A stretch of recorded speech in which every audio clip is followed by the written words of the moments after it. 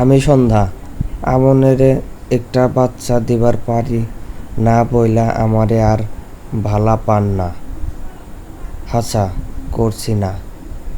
শিকদার শাহ স্বামীর হাতে মার খেয়ে ছল ছল চোখ নিয়ে করুণ কণ্ঠে বলা বইয়ের এই কথাটা কানে কাটার মতো বিঁধল শিকদার শাহের।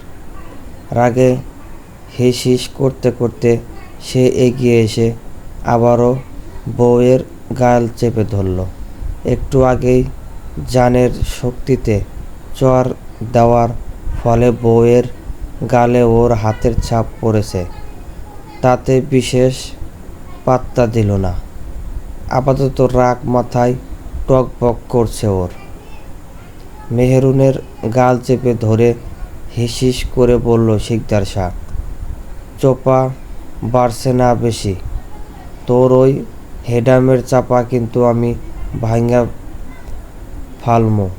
মেহরুন স্বামীর দেওয়া আঘাতে পিষ্ট মেহরুনের চোখ দুটো অস্ত্রসিক্ত হয়ে আছে। পানিতে টই টোর করে গড়িয়ে পড়ল না।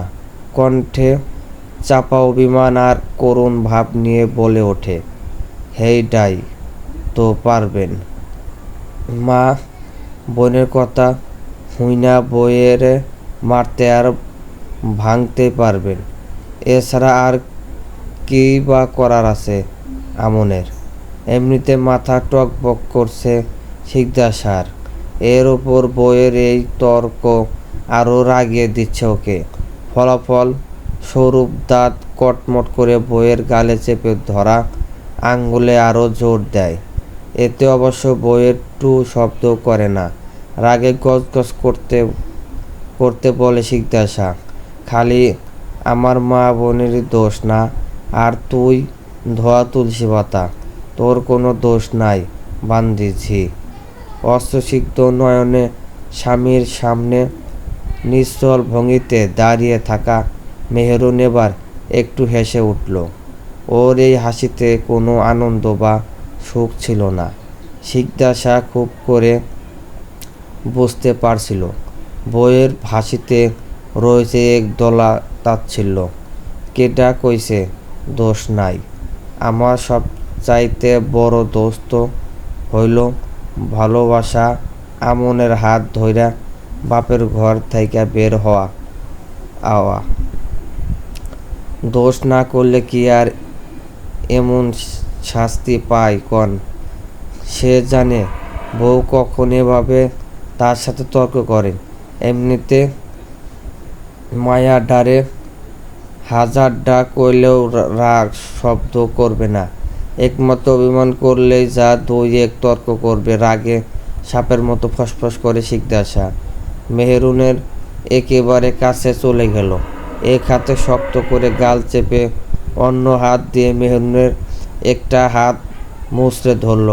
অথচ তার বউ কাঠের পুতুলের মতো চুপচাপ ওভাবেই দাঁড়িয়ে থাকলো। বড়লোক বাপের ননির পুতুল, আইছিলি কেন? আওয়ার আগে মনে আসিল না তোর ধনী বাপের মতো আমার পাকা বাড়ি নাই, সয় সম্পত্তি নাই? প্রেম তখন উতাইলা পড়ছিল। এহেন মারিট ঘর সৌনর তোর মেহরুন স্বামীর সামনে পানহীন পাথরের মতো দাঁড়িয়ে রইল। গালটা শক্ত করে চেপে ধরা থাকলেও ঠোঁট পরিহাসের হাসি ফুটে উঠল। চাপা যন্ত্রণা মেশানো কাতর কণ্ঠে জবাব দিল মেহরুন, সত্যি সয় না? শুধু স্বামীর মাটির ঘর কেন, স্বামীর একটু সোহাগ আমার মতো অভাগীর কপালে সয় না? শিকদার শাহ রক্ত মাথায় উঠে গেল। একে তো মা কানের মাথা খাইয়া বইয়ের কথা কইয়া তারে রাগাইয়া দিছে, সেই রাগের রেশ ধরে আবার মেরেছেও কয়েকটা বউকে। সেই রাগ তাকে আরও উদ্যোগ বানিয়ে ফেলছে। তারপর মেহরুনের এমন তর্ক শরীরের চামড়া পুড়িয়ে দিচ্ছে ওর। কখন কি করে ফেলবে ও নিজেও জানে না। বেশ আমার লাগে হাঁপাতে হাঁপাতে বলল শিকদার শাহ, মাগে বেশি পারিস না কইলাম, একেবারে বাপের বাড়ি পাঠাইয়া দেবো কইলাম, আর জীবনের লাইগা। মেহরুন থামল না, তুচ্ছা পরিহাস করে স্ট্যান হাসল। এইটাই বাকি আছে। আপনার মা তো উঠোনে বইতে কয় আমারে বাড়ি থেকে বাহির কইরা নতুন বউ ঘরে তুলেন।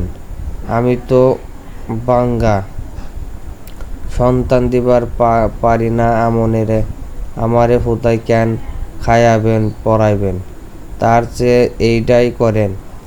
আমনে এইটাই চাইতেছেন মনে হইতেছে, আমারে বাহির কইরা নতুন বউ দিয়া ঘর সাজাইতে চান আপনি।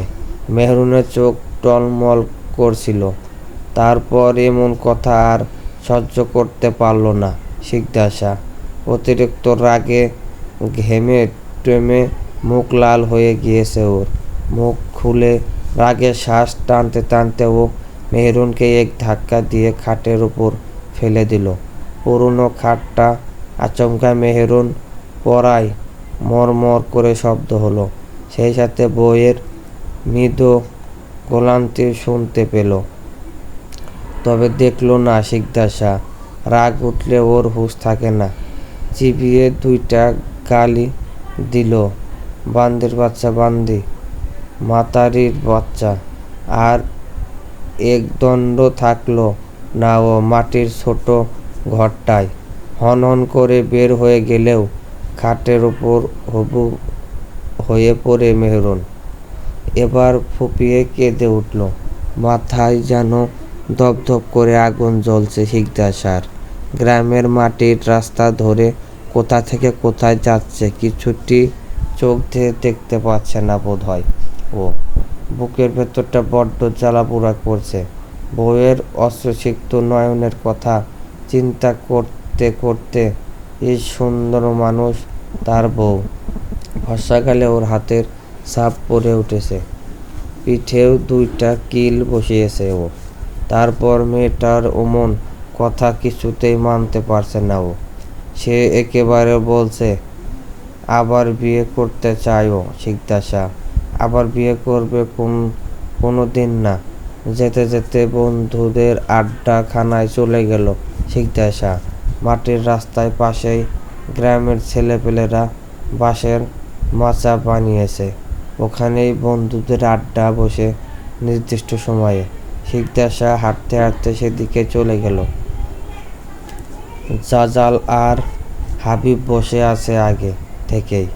বাঁশের মাচায় বসেই শিকদার শাহ হাবিবের থেকে বিড়িটা ছিনিয়ে নিল। ও খুব ঘামছে, চোখ মুখ প্রচণ্ড লাল। লম্বা করে বিড়ির ধোঁয়া টেনে নিল শিকদার শাহ। কোনো কথা বলছে না ও। কেমন অস্থির অস্থির করছে, যেন ভেতরে যন্ত্রণা হচ্ছে। সে সহ্য করতে পারছে না। তার এমন অস্থির আর ছটফট করতে থাকা ভাব দেখে জামাল প্রশ্ন করল, কিরে তোর হয়েছে কি, এমন আনচান করতেছস কেন? হাবিব আরেকটা বিড়ি দেশলাই দিয়ে জ্বালিয়ে ধোঁয়া টানতে টানতে বলল, যৌবনে লাড়া দিয়েছে। জামাল কিছুটা বিরক্ত হলো ওর ওপর। সব কিছুতে ফাজলামি করা এর স্বভাব। তা যৌবনে লাড়া দিলে ঘরে তো বউ আছে, এমন আনচান করার কি রইল? শিকদার শাহ কোনো জবাব দিল না। এক পা ভাঁজ করে চুপচাপ এক নজরে শূন্য তাকিয়ে অনবরত বিড়ি ফুঁকছে। জালাল এবার হাবিবকে একটু ধমকে বলল, তুই চুপ করবি শিকদার? কি হয়েছে তোর, এমন চিন্তিত লাগছে কেন?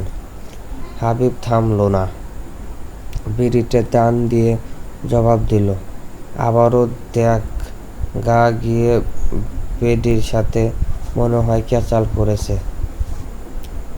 চুরানিরা কি আর শান্তিতে থাকাবার দেয় বেটা মাইনষে করে? তোর পচা মুখটা একটু বন্ধ কর। তোর কথা শুনলে শৈলে আগুন ধরে। বাল ফালানির কথা কস খালি। মুখটা বন্ধ রাখ গোলাম। জালাল এবার স্থির বসে থাকলে অস্থির করা শিকদারের দিকে তাকালো। হ্যাঁ রে শিকদার, হয়েছে কি? বাইট কি কাইজা কইরা আইসোস?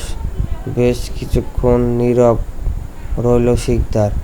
এক পা খাড়াভাবে ভাঁজ করে দাঁতে দাঁত ঠেকিয়ে আপন মনে বিড়ি খাচ্ছে ও। অথচ চোখ মুখ দেখলে মনে হবে যন্ত্রে অন্তত জ্বলে যাচ্ছে ওর। বেশ কিছুক্ষণ পর নাকের ফোঁটা ফুলিয়ে অনুতাপে জ্বলতে থাকা চিত্রে ভারী কণ্ঠে জবাব দিল সে, মেহেরুনে মারছি। ব্যাস, আর কিছু বলল না। না তো কোনো বন্ধু থেকে তাকালো। এই কথা শুনে হাবিব হাসতে আরম্ভ করলো। কি রে জাইল্লা, কি হাবিব ঠিক করছে না? আরে মা ঝিরা বেশি জ্বালায়। এই গুলানরে সরাহাল বিহাল উত্তম মধ্য না মারলে কুরকুরানি বাড়ে। ঘাড়ে উঠা না রে। থাম তুই। সহাল বিহাল যে তুই বউ পিটাস তাতে কি ফায়দা হয় তোর? বউরে কেমন কইরা সামলাস? পারস কি? শাস্তি আছে তোর জীবনে। বউরে খালি মারলে শাস্তি পাওয়া যাস বোকাচোদার দলেরা। অমানুষটা বউ পিটার অমানুষটা যারা বউ পিটায় এরা হইল গিয়া কাপুরুষ। হইছে থাম থাম, বীর পুরুষের মতো কত কম কলা শোলা। অভাবের তুই কি বুঝবি? টানা টোনানের কি বুঝস তুই? বাপে বিঘা বিঘা সম্পত্তি রাখা মরছে। কোনো যাই ঝামেলা হইলে ওই বাড়িতে পাইয়া ফেলাস। সংসারে অভাব কি বুঝবি তুই? হের উপর শালীরা ঘরে গেলেই চিল্লায় মাথায় খাইয়া ফেলায়। এতে ঝামেলা করা মজা লাগে। অভাব টের পাওয়া না তো বউয়ের বাপের বাড়িতেও ভাগ পাওয়া যখন যা লাগে তাই। তোর সংসারে অশান্তি নাই। যার সংসারে অভাব আছে সেই সংসারে অশান্তি আছে। দুই বন্ধুর যুক্তিটাকে সামিল হলো না শিকদার। অস্থির যন্ত্রণায় মন দিয়ে বিড়ি টানতে টানতে এক হাতে লুঙ্গি ধরেও অজান্তে পথ হাঁটতে আরম্ভ করলো। পিছন থেকে জালালের ডাক যেন ওর কানেও ঢুকলো না। চোখের সামনে বারবার মেহেরুনের টলমল চোখ দুটি ভাসতে অশান্তির আগুন জ্বলতে লাগলো। শিকদার শাহ যখন বাড়ি ফিরল তখন অনেক রাত। দরজার সামনে আসতেই ও মেহেরুনের ফুঁপানো শুনতে পায়। সেই শব্দ বুকটা খামচে ধরে ওর চোয়াল শক্ত করে ঢোক গিলল ও। খুব বেশি পাত্তা না দেওয়ার ভঙ্গিতে এগিয়ে গেল ঘরের ভেতর। মেহেরুন খাটে শুয়ে আছে, কাঁদছে। মেয়েটা পাশেই হারিকেন জ্বলছে।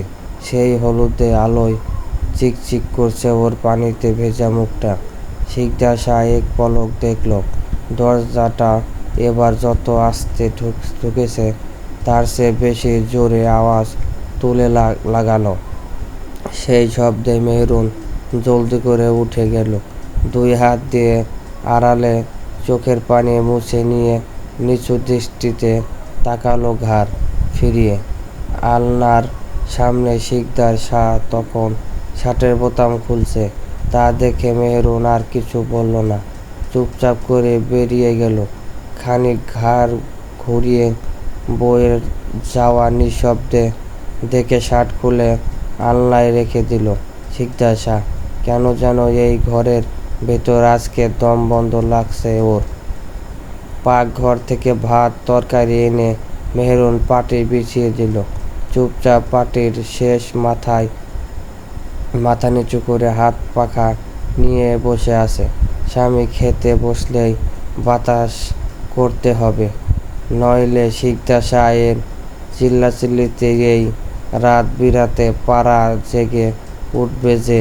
শিকদার শাহ তীক্ষ্ণ চোখে মাথা নিচু করে বসে থাকা বউয়ের মুখটা দেখল। অনেক কান্না করছে বোধহয়। চোখ মুখ লাল হয়ে গিয়েছে, মুখটাও ফোলা ফোলা লাগছে। কান্না আর তখনের জ্বরের কারণে বোধহয় শিকদার শাহ ঢোক গেল। একটা বাহিরে যেতে যেতে কর্কশ কণ্ঠে হুকুম করল, হারিকেন নিয়া বাইরে আয়। মেহরুন কোনো জবাব দিল না। স্বামীর কথা মতো হারিকেন নিয়ে এগিয়ে গেল। শিকদার শাহ কল পারে গিয়েছে বলেছে এক হাতে হারিকেন ধরে অপর হাত এগিয়ে দিল কলের হাতলে। শিকদার এক পলক ঘাড় বাঁকিয়ে দেখল হলদে আলোয় বউয়ের মুখখান বড্ড থরমর্ক আর পানছে সেই মুখ। এত দরদ দেখাতে হইব না, সর, পারমু আমি। চুপচাপ হারিকেন হাতে মেরুন কলপার থেকে একটু দূরে গিয়ে দাঁড়ালো। শিকদার নিজেই চাপ কল থেকে পানি বের করে হাত মুখ ধুয়ে নিল। এরপর বউয়ের দিকে তাকিয়ে বলল, আগে হাত। অন্ধকারে বউ তার ভয় পায়, একা বাইরে বের হয়ে না। মেহরুন হারিকেন নিয়ে আগে চলে গেল। তার পিছু শিকদার ঘরে এসে দরজা লাগিয়ে দিয়েছে। গামছা দিয়ে মুখ মুছে এগিয়ে বসলো বাটিতে। ভাত তরকারি ঠান্ডা হয়ে গিয়েছে। কুমড়া ভাজি আর ছোট মাছের চচ্চড়ি, সাথে একটু ডাল দেখতে পেল শিকদার। থালায় কুমড়ো ভাজি দিয়ে ভাত মাখিয়ে একবার লোকমা তুলে নিল। পাশে মেহরুন কাঠের পুতুলের মতো বসে আছে, না কোনো কথা বলছে, না তাকাচ্ছে, আর না নিজের পরিস্থিতি জানেন দিয়েছে। মরা লাশের মতো বসে থেকে বাতাস করছে ও। বউয়ের এমন নীরবতা একটু সহ্য হয় না শিকদারের। ওর মেজাজ চড়ে যায় এমন চুপচাপ মুখ দেখলে। ভাত মুখে নিয়েই অকারণে বলল, ওঠ, ও কি রাস, ভাজিতে লবণ কম কেন? রান্দার সময় মন কই থাকে তোর? সংসারে মন বয় না? মেহরুন সঙ্গে সঙ্গে জবাব দেয় না। এমন অভিযোগ যেহেতু কে সে জানে। দুপুরবেলা বেশ মজা করে শিকদার ভাজি দিয়ে ভাত খেয়েছে। মেহরুন একবারও তাকালো না। শূন্য তাকিয়ে উদাস নিস্তব্ধ কণ্ঠে জবাব দিল সে, ভাজি মাই রান্না করেছে। আমনে আর হাসপা আফা ওনার বানানো কুমড়ো ভাজি অনেক পছন্দ করেন হের লাইগা। কোনো জবাব দিল না শিকদার। গলা দিয়ে ভাতও নামছে না। এমন দম বন্ধ করা নীরবতায় ডুবে থাকা ঘরে বসে মেজাজ খারাপ হচ্ছে ওর। ভাত মাখাতে মাখাতে ঘাড় ফিরিয়ে তাকালো একবার বউয়ের দিকে। নিঃসঙ্গের মতো বসে থেকে শুধু বাতাস করছে। একবার শিকদারের দিকে তাকাচ্ছে না। হারামিটা। বউয়ের মলিন চুপসে যাওয়া মুখ দেখে আরো রাগে শিকদার। 3 বছর হচ্ছে তাদের বিয়ে হয়েছে। মেহরুন তারে পছন্দ কইরা বাপের ঘর ছাইরা পালাইয়া আইসা বিয়ে করেছে। ধনী বাপের ননির পুতুল তার মাটির ঘরে আইসা বহুত কষ্টে জীবন পার করতেছে। তারপর বাচ্চা হয় না বইলা তার মা বোনের খোটা তেজালো কথা। এর উপরে হের নিজেও মেজাজ আর একটু কথা সব সয়ে থাকছে। আগে মেহরুন দুধের মতো ফর্সা আসিল, আর এখন তার মাটির ঘরে আইসা মাইয়াটার চেহারা একটু মলিন হইয়া গেছে। শিকদার মোটা গলায় জানতে চাইল, ভাত খাইছস? আমনে খান, আমারে নিয়ে আমনের চিন্তা করা লাগবে না। এই কথা শুনে আর সহ্য হলো না শিকদারের। ও দাঁত কিরমির করে বাম হাত দিয়ে মেহরুনের খোপা মাথা চুলের মুঠি ধরে ওর দিকে মুখ ফেরালো। ঘরে আইসে কতক্ষণ ধইরা, অথচ এই বান্দি একবারও তার দিকে চাইয়া দেখল না। মেলাক্ষণ এমন নমুনা দেখছে শিকদার। আর কত সহ্য করবে ও? খোপায় মুঠো চেপে ধরায় মেহেরুন এবার ওর দিকে তাকায়। শিকদার আগে কটমট করে বইয়ের চোখের দিকে তাকিয়ে বলল, ভাব পারছে না তোর?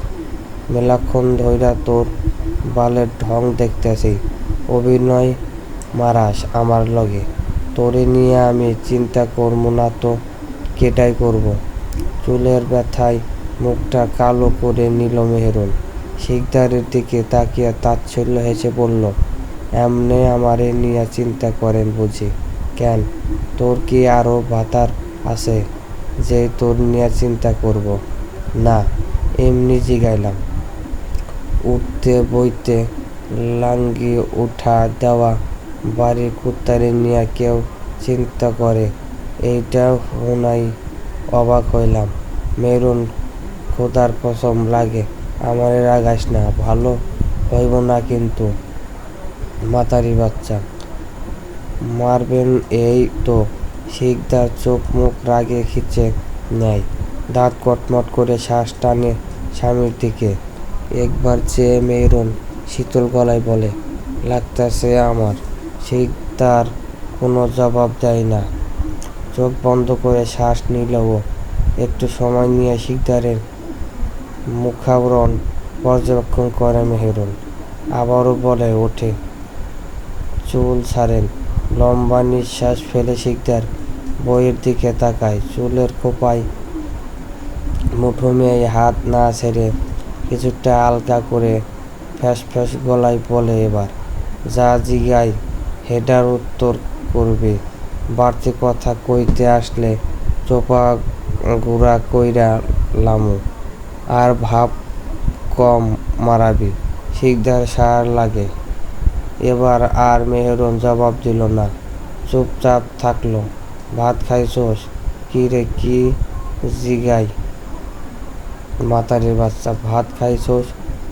রাইতের বেলায় বইয়ের উত্তর না পেয়ে খ্যাক খ্যাক করে বলল শিকদার, আমনে খান। মারে ভাত দিয়ে আমি খাইছি। শিকদার এবার চুল থেকে হাত এনে ঘাড়ে রাখল বইয়ের। বইয়ের চিকন নরম ঘাটটা নিজের দিকে ঘুরিয়ে পাত থেকে এক লোকমা ভাত এনে ধরল মুখের সামনে। হা কর, আমি কইলাম তো ভাত খাইছি। তোরে হা করতে কইছি? মাতারির বাচ্চা, ভাব মারাইতে কই নাই, হা কর। বউকে নীরব দেখে ঘাড়ের উপর রাখা হাতে জোর প্রয়োগ করল শিকদার।